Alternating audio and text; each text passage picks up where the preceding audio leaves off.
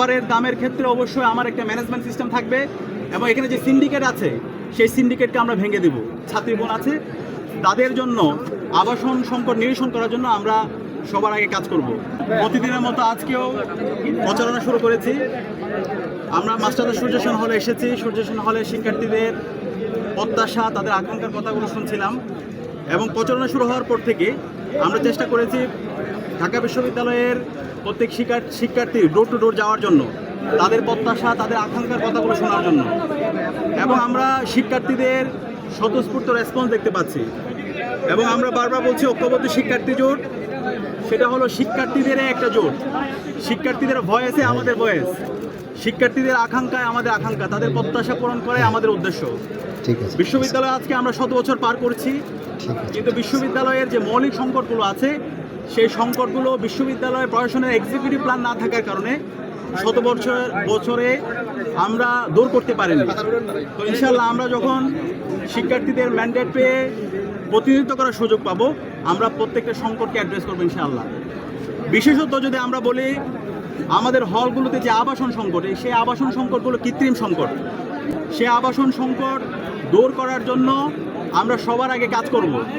এখন আবাসন সংকট তো আমি একদিনে দূর করতে পারবো না, সেটার জন্য আমাকে একটা দীর্ঘমেয়াদী পরিকল্পনা গ্রহণ করতে হবে। দীর্ঘমেয়াদী পরিকল্পনার অংশ হিসাবে শিক্ষার্থীদের যেন আবাসন সংকট দূর হয়, হল নির্মাণ পর্যন্ত আমাদেরকে সময় দিতে হবে, সেই রোডম্যাপ আমরা তৈরি করব।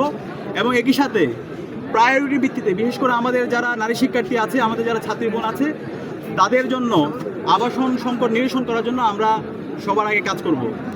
এক্ষেত্রে বিশ্ববিদ্যালয় প্রশাসনকে আমরা 1 বছর আগে সংস্কার প্রস্তাবনা দিয়েছিলাম এবং সেখানে আমরা বলেছি আমাদের যে সমস্ত বোনেরা তারা ফার্স্ট ইয়ারে সিট পায় না, আমরা তাদের জন্য হোস্টেল ভাড়া করবো। এটা বিশ্ববিদ্যালয় প্রশাসনের দায়িত্ব।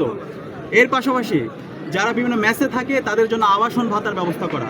তো বিশ্ববিদ্যালয় প্রশাসন ইতিমধ্যে উদ্যোগ নিয়েছে। ইনশাল্লাহ আমরা যখন বিশ্ববিদ্যালয়ের শিক্ষার্থীদের ম্যান্ডেট পেয়ে প্রতিনিধিত্ব করার সুযোগ পাবো, সবার আগে আমরা শিক্ষার্থীদের যারা হলে সিট পাবে না তাদের জন্য আবাসনের ভাতার ব্যবস্থা করা এবং হোস্টেল ভাড়া করা, সেই কাজটা আমরাও করবো এবং দীর্ঘমেয়াদী পরিকল্পনা অংশ হিসেবে হল নির্মাণের জন্য আমরা কার্যকরী উদ্যোগ গ্রহণ করব। একই সাথে আমরা যারা হলে থাকি, বিশ্ববিদ্যালয়ে যতগুলো ক্যান্টিন আছে, মেস আছে, খাবারের মান খুবই ভয়াবহ অবস্থা।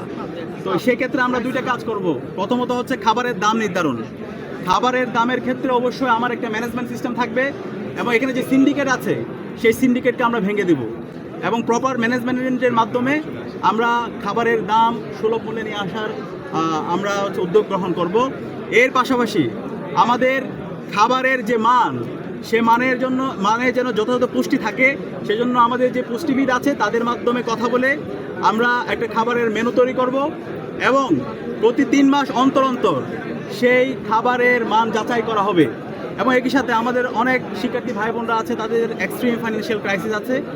আমরা আমাদের এই ভাই বোনদের জন্য মিল ভাউচার সিস্টেম চালু করব এবং বিশ্ববিদ্যালয়ের প্রশাসনকে আমাদের এই ডাইনিংয়ে, মেসে ভর্তুকি বাড়ানোর জন্য আমরা বিশ্ববিদ্যালয় প্রশাসনকে বাধ্য করব।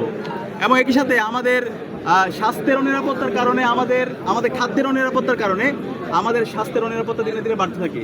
সে কারণে আমরা আমাদের ঢাকা বিশ্ববিদ্যালয়ে যে মেডিকেল সেন্টার আছে সেই মেডিকেল সেন্টারকে আধুনিকায়ন করব এবং এর পাশাপাশি আমাদের যেন ফার্স্ট এইড আমরা ট্রিটমেন্ট পেতে পারি, সেজন্য প্রত্যেকটা হলের মধ্যে আমরা মেডিকেল কর্নার স্থাপন করব।